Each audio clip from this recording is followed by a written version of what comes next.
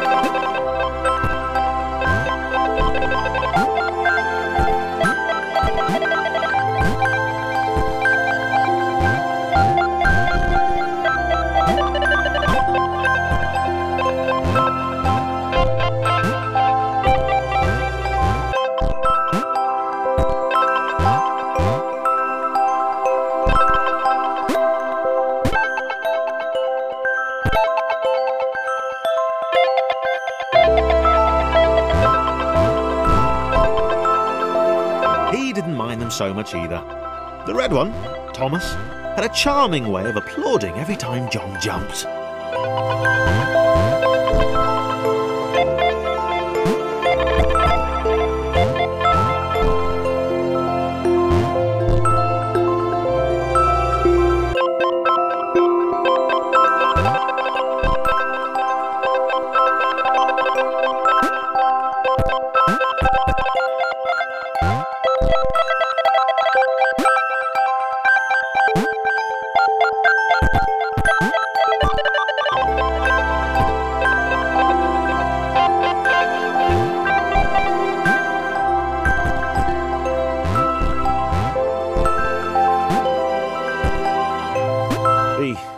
Orange one was less immediately likeable, but his unremitting cynicism and tutting amused John.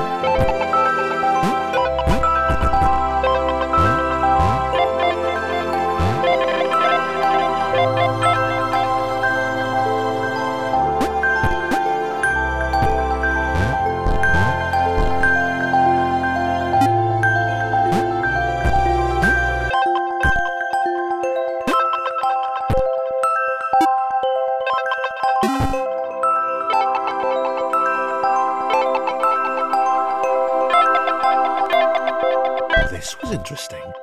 A floating target. This would require coordination, balance, and timing. John was sure the dots would be lost, but he was happy to guide them to triumph.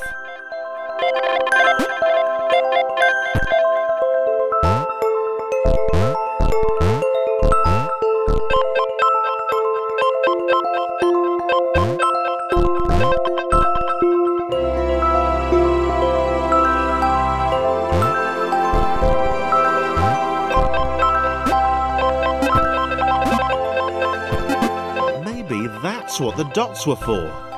They were there to extend John's reach, to make his performance even more impressive. John liked the thought. He decided to keep them.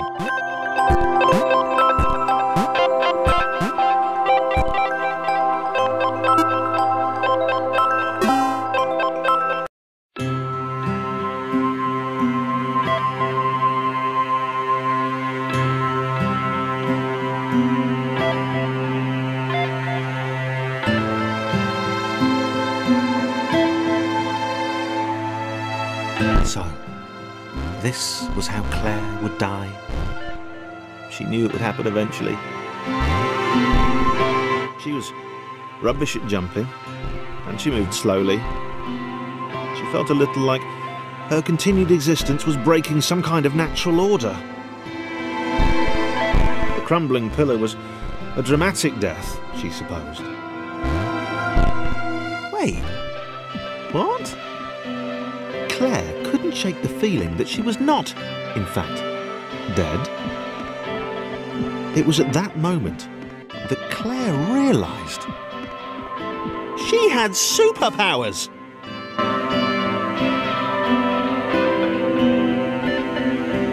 She'd need a cape. There was no getting around that. You couldn't be a superhero without a cape. Claire didn't want confusion. If you saw a cape, that made matters clear. You knew what you were dealing with. Claire was all about communication. And, you know, floating in water, which was her superpower.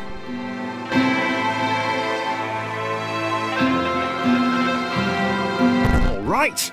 Fear not, my skinny friends, for I am Claire, and I will save you.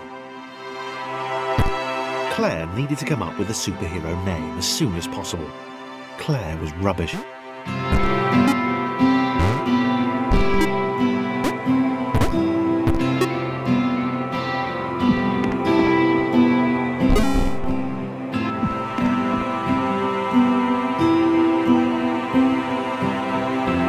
Claire arrived just in time, which was, of course, the perfect moment for superheroes to arrive.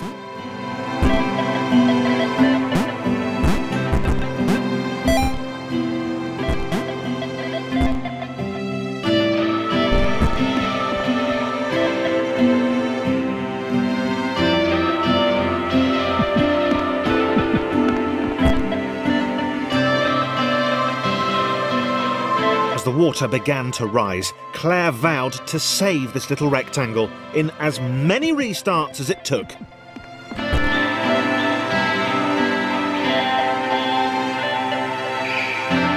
Claire wondered if Thomas would make a good sidekick. Or was she more the lone Avenger type? She liked that. The sole hero in a world of rectangles and conveniently placed pools of toxic water.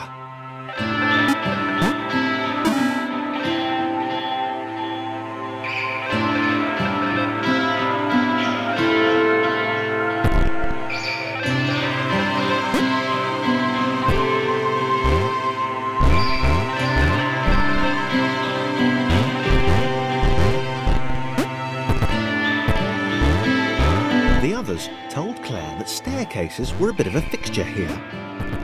Claire wondered why the world made it so difficult.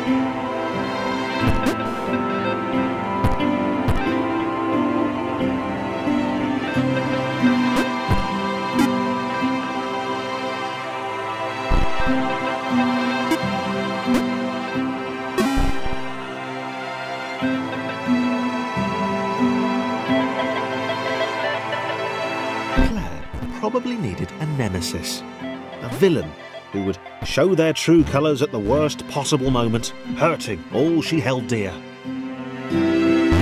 Chris was the most obvious choice. He seemed stroppy enough, and his jump was so pathetic that it conveniently avoided Claire's insecurities.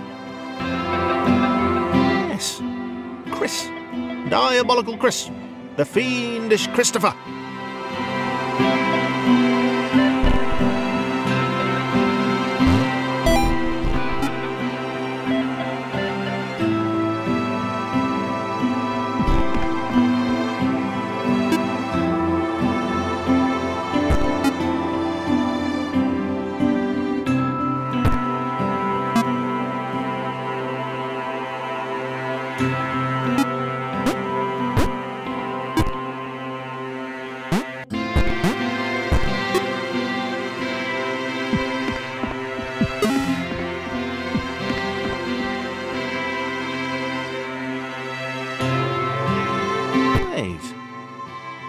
Thomas gone? Was he off somewhere, plotting Claire's downfall?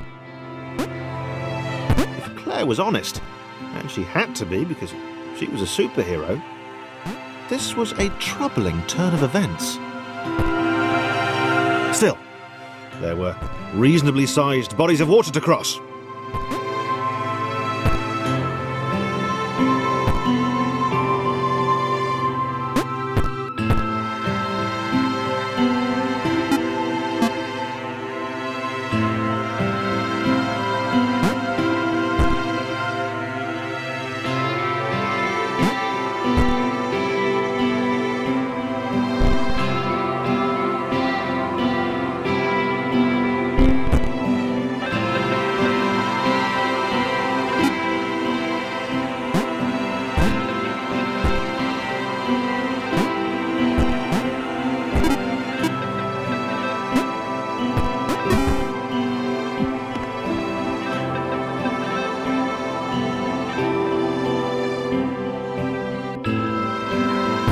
Platforms over water, eh?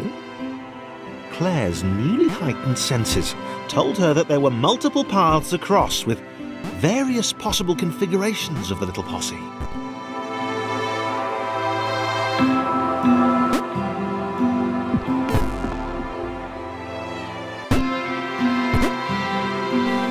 They were doing really well. Claire hoped she could get them all across. John was fully aware he could do this alone. Thomas hoped he'd never have to.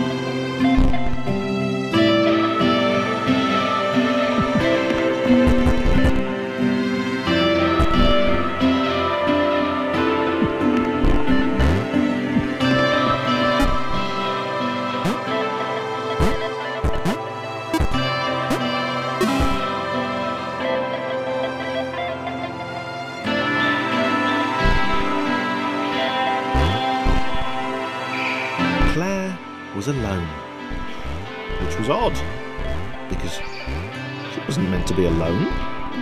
She needed to be where there were rectangles to save. Being the only superhero in a given space kind of defeats the object. Spikes? That was new. Claire avoided them. She decided they were most likely her kryptonite. Not the rubbish red kryptonite either, the proper radioactive green stuff.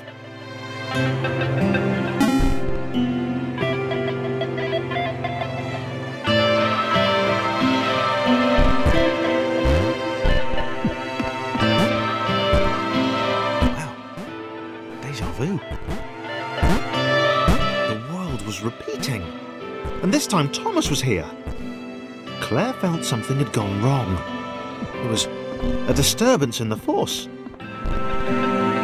Something had altered the Matrix.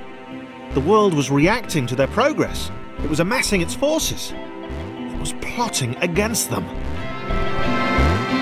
Claire finally had a nemesis.